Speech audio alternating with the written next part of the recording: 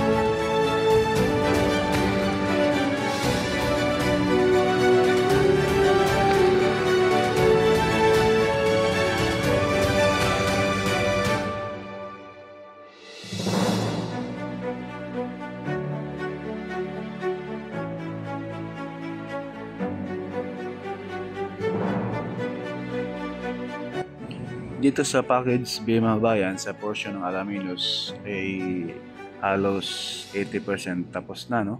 Yung hindi pa na lagataga ng concrete cement sa likuran natin, yung may tulay na laang. At dyan sa bundok na yan, yung tinabas ng bundok, sa paanan yan, sinisemento na rin sa ngayon mga kabayan. Ito na po yung Maharlika Highway sa baba natin. At yung kaliwa natin mga bayan, yung intersection dyan, dyan po nagsisimula yaang Alaminos San Pablo Bypass Road. Yung kaharap sa ating kamera, ayan na po ay papuntang Santo Tomas, papuntang SLEX, no? Papuntang Maynila na po yan mga kabayan. Ito yung bypass road na ito, napakalapad rin. Inumpisahan po itong bypass road na ito ni dating Pangulong Duterte. At ngayon po ay pinagpatuloy ni Pangulong Marcos, tuloy-tuloy na rin po yung gawa, yung mga putol-putol dati pa, no? Halos 1.5 taon na tingga, yung mga putol doon sa may area ng San Miguel at San Vicente mismo. At ngayon tuloy-tuloy na rin po yung paggawa mga kabayan. Kaya konting tiis na lang, yung 2 tulay na lang ang hadlang doon. At yan po yung putol dyan sa unahan sa SLEX. Hindi pa tinuloy pagsimento nila doon sa unahan dahil po sa mayroong tulay na ginagawa sa ngayon. At tingnan nyo po mga kabayan sa unahan yung may ulap. Yan na po yung Mount Banahaw. At yung mga kabayan dyan sa baba mga kabayan, yan na po yung mismong Alaminos Bayan. At dyan sa unahan, yan na po yung ginagawa dyan ngayon, yung Maharlika Highway, Alaminos to San Pablo City. Kaya matraffic po dyan sa unahan mga bayan. Halos araw-araw po yan traffic. Yan po yung bayan ng Alaminos sa baba nito. Kaya dito sa area mga kabayan, no, walang interchange dito. Dahil may nagtanong, may interchange ba daw itong SLEX dito sa may bayan ng Alaminos? Wala po. Ang mayroong interchange sa may Macban, sa may San Felix, at doon sa may Barangay San Miguel, sa may San Pablo City, no? San Pablo Interchange sa Barangay San Miguel.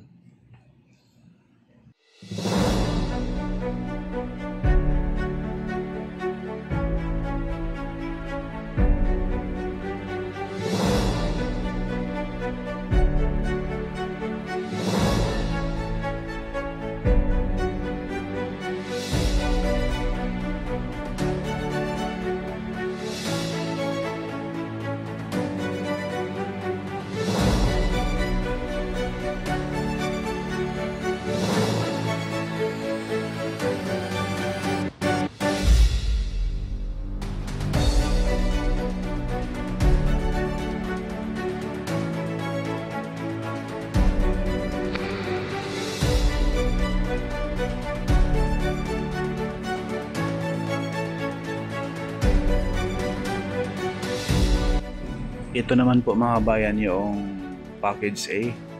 Package A, no, sa may Barangay San Antonio, Santo Tomas City, Batangas mga kabayan. Yung tulay rito ay ginagawa na rin po. Paspasan na rin po yung paggawa rito mga kabayan.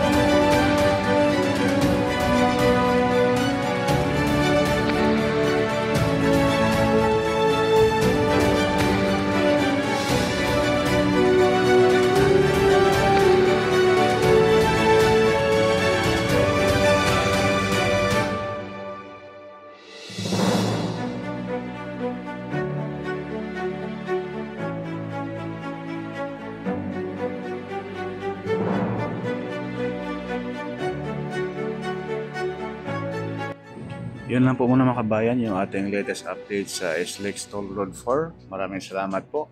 Please like, share at subscribe po tayo mga kabayan. God bless.